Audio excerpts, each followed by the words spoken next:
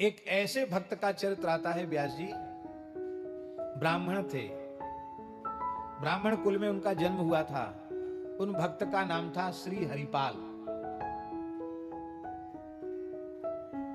और भगवत कृपा से वे बड़े संपत्तिशाली थे, श्रीमंत थे, धनाढ्य थे। पर भगवान की विशेष भक्ति थी उनके मन में। संसार से, शरीर से पूर्ण वैराग्य था। विवाह नहीं करना चाहते थे।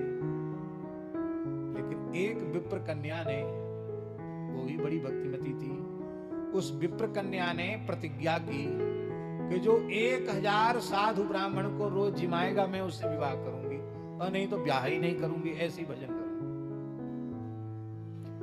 जब हरपाल जी के कान में बात पहुंची तो हरपाल जी के मन में आया, भैया ऐसी कन्या मिले तब तो विवाह किया जा सकता है, क्योंकि वो उसकी प्रतिज्ञा है कि जो 1000 साधु ब्राह्मण रोज जिमावे उससे मैं विवाह करूं। तो उन्होंने स्वीकार कर लिया विवाह का प्रस्ताव। वैदिक पद्धति से विवाह हो गया। अब घर में ठाकुर सेवा, संत सेवा, ब्राह्मणों की सेवा, गौ माता की सेवा। अब सेवा के काम में ऐसे तल्लीन हो गए हरपाल जी कि अब कमाते तो कुछ नहीं, खाली खर्चे ही खर्च करते। अरे कोई खर्च ही खर्च करे, कमावे कुछ नहीं तो कुबेर का खजाना भी खाली हो जाएगा। उनके पास जितनी संपत्ति थी सब साधु ब्राह्मण की सेवा में, उत्सव महोत्सव में व्यय हो गई। कुछ नहीं रहेगा उनके पास। जमीन जायदाद थी उसको बेचना शुरू किया, उसको बेच बेच के खिलाने लगे। क्यों? उनको फुर्सत ही नहीं थी धन कमाने की। अब जब वो भी नहीं रहा तब हरपाल जी ने फिर लोगों से उधार लेकर सेवा करना शुरू किया। भैया दे दो, हम फिर समय आएगा तो हम चुका देंगे आपका। तो बड़े आदमी थे, बड़े आदमी की बाजार में साख होती है तो लोग सोचते हैं कि ये जरूर कहीं न कहीं गाड़ के इन्होंने कोई खजाना रखा होगा, अभी बेचते चले जा रहे हैं, जब चाहेंगे 1 मिनट में सबका चुका देंगे। ऐसा लोग मन में सोचते थे। इसलिए लोग उनको, बड़े आदमी थे, बड़ी साख थी उनकी, तो उधार दे देते। लेकिन जब उधार चुकाने का अवसर, उधार चुकाने की शक्ति ही नहीं थी, तब लोग समझ गए कि तो उधार तो ले लेते हैं पर देने का तो नाम तक नहीं लेते हैं। तब लोगों ने उधार देना भी बंद कर दिया। पर इन्होंने गौ ब्राह्मण संतों की सेवा बंद नहीं की, वो सेवा करते चले गए। जहां व्यास जी पक्षियों को चुग्गा डालने लग जाओ, धीरे धीरे हजारों पक्षी आने लग जाते हैं। संत सेवा होने लगी तो देश दिशा विदिशाओं से अनेक संत आकर के उनको दर्शन देते, सत्संग होता, सबको कृतार्थ करते। तो अब वो क्या करने लगे हरिपाल भक्त? हरिपाल भक्त अब चोरी करते। चोरी आप लोग मत करना ये काम, इसलिए हमने पहले सावधान कर दिया कि आप कहोगे तो चोरी करके भी सेवा की जा सकती है। पहले हरिपाल जी जैसे अपना सर्वस्व लुटाओ, बाद में सोचना ये बात। पहले ही सोच लोगे तो गड़बड़ हो जाएगी। ये अति भक्ति का चरित्र है। तो चोरी क्या करते महाराज जी? सोना चांदी नहीं चुराते। वो घरों में जाते तो घी, बूरा, गुड़, आटा, दाल, चावल, ये जो राशन सामग्री, इसी को उठा लाते और उसी के घर से लाते। जो कमाता तो खूब, साधुओं की, ब्राह्मणों की सेवा नहीं करते, उसी के घर जाते, सबके घर नहीं जाते। जो भक्त है, धर्मनिष्ठ है, सेवा करता, उसको क्या लेना। एक वैश्य के यहाँ हरपाल जी पहुंच गए चोरी करने। वो वैश्य भगवान का बड़ा भक्त था। उसके घर में घुसे और आटा, दाल, चावल, घी, बूरा सब अलग अलग रख लिया। उन्होंने बांध लिया चादर में अपनी, और बांध करके वहां जाने वाले थे। तब तक वो वैश्य की लड़की जग गई। उसने धीरे से अपने पिताजी से कहा, पिताजी लगता है घर में कोई चोर घुसा है, हल्ला मचाओ। लगता है घर में कोई चोरी कर रहा है, सब सामान उठा रहा है। तो उस वैश्य ने क्या कहा धीरे से, अरे बेटी चुप हो जा, सो जा। हम तो इसीलिए रोज अपने दरवाजे पर कुंडी भी नहीं लगाते हैं कि कभी महान संत सेवा प्रेमी, साधु सेवा में प्रेम करने वाले भक्त राज हरपाल जी की चरणरज हमारे घर में पड़ जाए। ये चोर नहीं है, ये तो इस नगर के, गांव के महान संत श्री हरिपाल विप्र हैं, जो हमारे अन्न चून को साधु सेवा में लगाएंगे। साधु में कहावत है कि जिसका चून उसका पून, साधु को पाप न पून, न पाप न पुण्य, जिसका चून उसका पुण्य।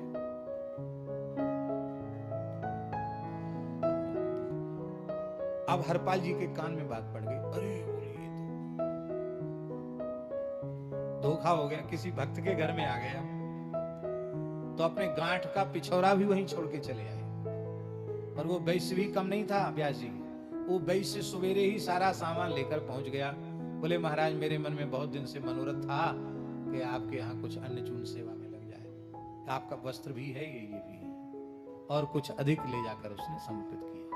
ऐसे सेवा करते थे। एक दिन ठाकुर जी ने परीक्षा ली।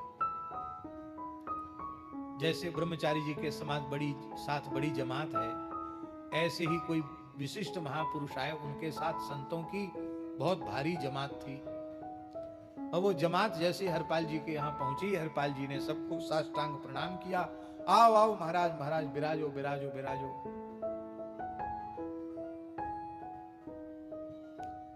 पत्नी से कहा कि कुछ है घर में, साधुओं के प्रसाद की व्यवस्था, भिक्षा की व्यवस्था। पत्नी ने कहा स्वामी आपसे क्या छिपा हुआ है, कुछ नहीं है घर में। अच्छा कोई बात नहीं, महात्माओं को पता ना चले, कहीं इनको पता चलेगा कि घर में कुछ नहीं है, कहीं चले गए साधु तो ठीक नहीं होगा। इनको प्रेम से बिठाओ और देख तेरे कान में थोड़ा सा स्वर्ण है, उसी को दे करके और कुछ बाल भोग की व्यवस्था हो जाए, और बाकी व्यवस्था सब ठाकुर जी करेंगे। तो अब रात तो थी नहीं जो ले आते, दिन था, क्या करें। तो आज मन में सोचा कि दिन दहाड़े ही राहजनी करेंगे। राहजनी जानते हो ना, राहजनी समझते हैं कि नहीं, रास्ते में खड़े होकर किसी को लूट लेंगे। तो हरपाल जी निरंतर भगवान नाम का जप करते हुए बड़े बड़े तिलक धारण करते थे, तुलसी माला, और वो लठ पर अपनी ठोड़ी टिका के खड़े हो गए। और हे द्वारिकाधीश प्रभु, आज संतों की लाज रख दो, आज हमारे मेहमान घर में आए हैं, घर में खाने को कुछ नहीं है, कोई मालदार आदमी भेज दो, एक बार में ही लूट कर सब व्यवस्था हो जाए। तो दूसरा कोई मालदार तो नहीं आया, स्वयं रुक्मिणी जी के साथ द्वारिकाधीश भगवान आ गए। अब द्वारिका में ये बढ़िया से दिखा सकते हैं किसी प्रसंग में।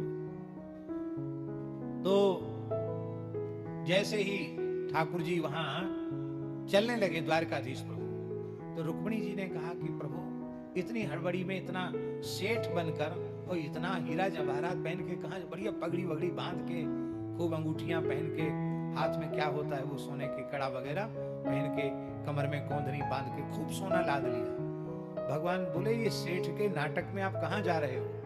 भगवान बोले ये तुम्हारी आदत बहुत खराब है, चलते समय टोकना नहीं चाहिए, टोकने से असगुन हो जाता है, सगुन बिगड़ जाता है। लक्ष्मी जी ने, रुक्मिणी जी ने कहा इतना क्यों नाराज हो रहे हैं, जला रहे हैं हमारे ऊपर। अरे सही सही बताओ कहां जा रहे हो इस नाटक में, सेठ बनकर ये किसका, ये सेठ वाला भेष धर के कहां नाटक करने जा रहे हो। सांवलिया सेठ बनके तो नाटक आपने किया, अब कौन सा नाटक करने वाले हो। श्री ठाकुर जी के नेत्र भराए, बोले देवी विलंब मत, तुम बातों में मत अटकाओ, मेरा भक्त अधीर होकर मुझे पुकार रहा है, आज मैं उस अकिंचन भक्त का दर्शन करने जा रहा हूं। क्या कहा, दर्शन देने जा रहा हूं नहीं, क्या कहा, मैं अकिंचन भक्त का दर्शन करने जा रहा हूं। रुक्मिणी जी ने कहा तब तो हम जरूर चलेंगे, आपका दर्शन ब्रह्मा देवता करना चाहते हैं, और आप जिसका दर्शन करने जा रहे हो उसका दर्शन तो हम जरूर करेंगे। तो भगवान बोले बात मत करो, जल्दी सेठानी बन जाओ और बढ़िया बढ़िया आभूषण धारण कर लेना। माताओं का आभूषणों से बड़ा प्रेम होता है, और उनके पतिदेव उनको प्रसन्नता पूर्वक अनुमति और दे दें, फिर तो क्या कहना। लक्ष्मी जी, रुक्मिणी जी तैयारी कर रही थी, अरे भगवान जल्दी जल्दी चलो, जल्दी करो, जल्दी करो। जल्दी जल्दी लक्ष्मी जी ने आभूषण धारण किए, सेठ सेठानी बनकर, और सीधे हरपाल जी के सामने प्रकट हो गए। वो तो आंख मूंद करके भगवान का चिंतन कर रहे थे, जप कर रहे थे। प्रभु आज हमारे घर में मेहमान आए हैं, आपके प्राण प्यारे संत आए हैं, आप लाज रखना, संत भूखे न चले जाएं। तो ठाकुर जी के आभूषणों की आवाज उनके कान झम झम, इतना पहने थे ठाकुर जी, नेत्र खुले, देखो रे बड़ी बड़ी मालदार आदमी है, इतना इन्होंने शरीर पर पहन रखा है तो घर में इनके कितना होगा। तो हरपाल जी ने हाथ जोड़कर कहा, भगत जी राम राम। भगवान कुछ नहीं बोले। अरे भगत जी आपने सुना नहीं, जय श्री कृष्ण, जय द्वारिकाधीश। इतना सुनते ही तो ठाकुर जी तो नाटक करने गए, क्रोध में तिलमिला गए। अरे बोले हम खूब समझते हैं, तुम्हारे जैसे ये भक्तों का भेष बनाने वालों ने देश का बेड़ा गर्क किया है। हाँ, दिन भर राम राम करते हो, रात में चोरी करते हो, हम सब जानते हैं। वो तो भगवान तो ठीक ही बोल रहे थे, दिन भर राम राम करते हो, रात में चोरी करते हो। ये तुम्हारे जैसे लोगों पर हम विश्वास नहीं करते हैं, और हम तो ऐसे ढोंगियों को भीख तक नहीं देते हैं। जाओ अपना रास्ता नापो। हरपाल जी ने सोचा मन में कि ये तो बहुत भारी दुष्ट है, ये महाविमुख है, ये भगवान के नाम को सुनकर इसके भीतर आग लग गई। अरे राम राम बड़ा भारी, ऐसा नास्तिक आदमी तो हमने देखा नहीं, इसको तो जरूर लूटना है। तो हरपाल जी बोले, कोई बात नहीं भगत जी, मेरी बात से आपको कष्ट हुआ, आप क्षमा करें, मैं आपकी कोई सेवा कर सकता हूं, सहायता कर सकता हूं, तो आप मेरे लायक कोई सेवा बताइए। भगवान बोले कि हमको अमुक नगर तक जाना है, और हमारे पास तुम देख ही रहे हो कि बहुत आभूषण हैं, और कुछ हीरे जवाहरात, कुछ मुद्राएं भी हमारे पास, कुछ धन भी है हमारे पास। और हमने सुना है कि यहाँ इस क्षेत्र में एक बहुत बड़ा डकैत है, उसका नाम हरपाल है, लूट लेता है वो, तो उससे हमको बड़ा डर लग रहा है, तो उससे सुरक्षित बचाकर हमको इस जंगल के रास्ते को पार करा दो। हरपाल जी बहुत प्रसन्न हुए, चलो हमारे ही नाम ले रहा है। बोले हाँ हाँ है तो वो बहुत ऐसे ही आदमी जो आप कह रहे हैं, आपने ठीक कहा, पर एक बात है, हम आपको वहां तक पहुंचाएंगे, आपका कुछ सामान भी उठाएंगे, आपको वहां तक पहुंचाएंगे सुरक्षित, तो आप हमको क्या देंगे? बोले तुम जो इच्छा हो सो मांग लो। तो हरपाल जी ने कुछ मांग लिया, कहा देखो हमको मजदूरी पहले दे दो, क्योंकि हमारे घर में कुछ मेहमान हैं जिनसे उनके कुछ प्रसाद की व्यवस्था हो सके। और हरपाल जी को उन्होंने कुछ दिया और उन्होंने घर जाकर दे दिया, सब व्यवस्था होगी। अब हरपाल जी चलने लगे तो ठाकुर जी ने क्या कहा कि देखो भगत तुम आगे आगे चलना और हम पीछे पीछे चलें, क्यों? एक तो रास्ता तुम्हारा देखा हुआ, हमारा रास्ता देखा हुआ नहीं है। दूसरी बात यह है कि सामने से कोई चोर बदमाश, कोई शेर भालू चीता कोई आ गया तो कौन हमारी रक्षा करेगा? आप आगे आगे चलो। तीसरी बात, आप पीछे मुड़ के मत देखना। क्यों? हम अपनी सेठानी के साथ क्या बात करते हैं, आप भगत आदमी, आपको सुनने की क्या जरूरत है, आपको देखने की क्या जरूरत है? तो बिल्कुल ठीक बात है, हम नहीं देखेंगे। अब ठाकुर जी रुक्मिणी जी से बात कर रहे हैं, देखो रुक्मिणी जी बीच बीच में कहते हैं कि कुछ गौ सेवा करनी। अरे बोले महामूर्खता का काम है गौ सेवा में पैसा खर्च करना, साधु सेवा, अरे बोले ये तो और ही वज्र मूर्खता का काम है, ये निठल्ले बाबाजियों को खिलाने से क्या मिलेगा? अरे पैसा है, पैसे से पैसा बढ़ता है, इसको और बढ़ाना चाहिए। देखो इतने खजाने वहां भर गए हैं, अब वहां एक नया खजाना स्थापित करना है, वहां नया धंधा खोलना है। अब रुक्मिणी जी भी भगवान का रुख समझ रही, रुक्मिणी जी सेवा की बात कहती, भगवान उसको फटकारते हैं और ये कान में सुनते हैं, पीछे देखते नहीं, क्यों? शपथ दिला दी है। भगवान ने ऐसा क्यों किया? ऐसा इसलिए किया कि भगवान सोच रहे हैं ऐसा साधु सेवा प्रेमी, ऐसा अकिंचन भक्त, इसकी चरणरज में मस्तक पर लगाऊंगा, ये देखेगा तो मेरी लीला बिगड़ जाएगी। अनुब्रजाम हम नित्यम पूये ये त्यंग्री रेणुगी। अब बातचीत सुन के उनको निश्चय हो गया कि ये मालदार बहुत है, लेकिन आज तक इसने कोई अच्छा काम किया ही नहीं, ऐसे आदमी का धन तो सेवा में लग जाए तो बहुत अच्छा है। तो बीच जंगल में उन्होंने अपना साफा खोला और बिछा दिया रास्ते में, जोर से लठ पटका धरती पर, खबरदार एक पैर यहां से आगे बढ़ाया तो जितना माल पानी है सब रख दो, यहां सारे आभूषण उतार कर यहां रख दो। भगवान ऐसे ऐसे कांपने लगे। रुक्मिणी जी मन में सोचने लगी कि मधुकैटभ के आगे नहीं थरथर कांपे, हिरण्यकशिप हिरण्याक्ष के आगे थरथर नहीं कांपे, रावण कुंभकर्ण के आगे थरथर नहीं कांपे, शिशुपाल दंतवक्त्र के आगे, कंस के आगे थरथर नहीं कांपे, ये क्या हो गया इनको, कलयुग में लगता भगवान भी कमजोर हो गए हैं, ये इतना क्यों डर रहे हैं। रुक्मिणी जी की समझ में नहीं आ रहा था, वो अब तक यही नहीं समझी थी कि यही भक्त हैं। पर ठाकुर जी ने सब डरते डरते सब आभूषण उतार दिए, रुक्मिणी जी की ओर कहे तू क्या कर रही, रख सब आभूषण। रुक्मिणी जी ने भी सब रख दिए। एक कंडी उंगली में एक अंगूठी रह गई। हरपाल जी की नजर पड़ी, बोले ये क्यों रह गई। कही ये थोड़ी ऐसी है कि वो निकल नहीं रही उंगली से। क्यों नहीं निकल रही है, हम निकालेंगे तो सब निकल आएगी। अरे नहीं, ऐसे तो उंगली छिल जाएगी, टूट ही जाएगी उंगली।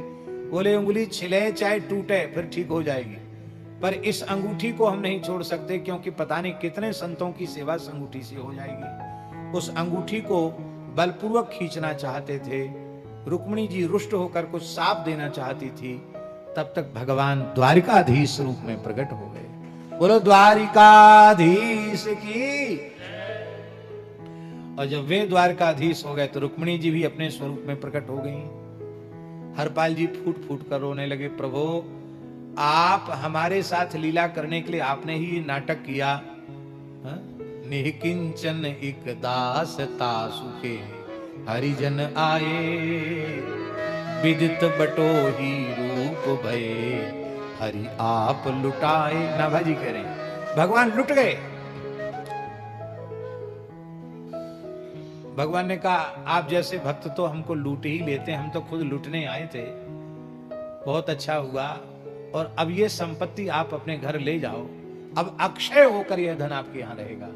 चाहे जितनी गौओं को खिलाओ, चाहे जितने ब्राह्मणों की सेवा करो, चाहे जितने साधुओं की सेवा करो, अब तुम्हारे यहां संपत्ति का कभी अभाव नहीं होगा, ले जाओ इसको। हरपाल जी बोले कि हमको लोग कितना मूर्ख कहेंगे कि ठाकुर जी को तो जंगल में छोड़ आया और धन ले आया, और भगवान आज जो आपका हमें दर्शन हुआ है इसके मूल में मेरी पत्नी का योगदान है।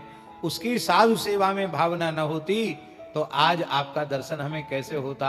हम यहां से लौट के जाएंगे और धन देंगे, और वो पूछेगी कहां से लाए, तो सारी बात बतावेंगे, और जब सारी बात बतावेंगे तो वह बड़ी दुखी होगी कि बताओ हमको दर्शन भगवान का नहीं हुआ। तो आप कृपा करें, आप मेरी पत्नी को भी दर्शन देकर कृतार्थ करें। तब ठाकुर जी हरिपाल जी की गोद में आ गए। रुक्मिणी जी और ठाकुर जी को अंक में लेकर के हरपाल जी आए हैं।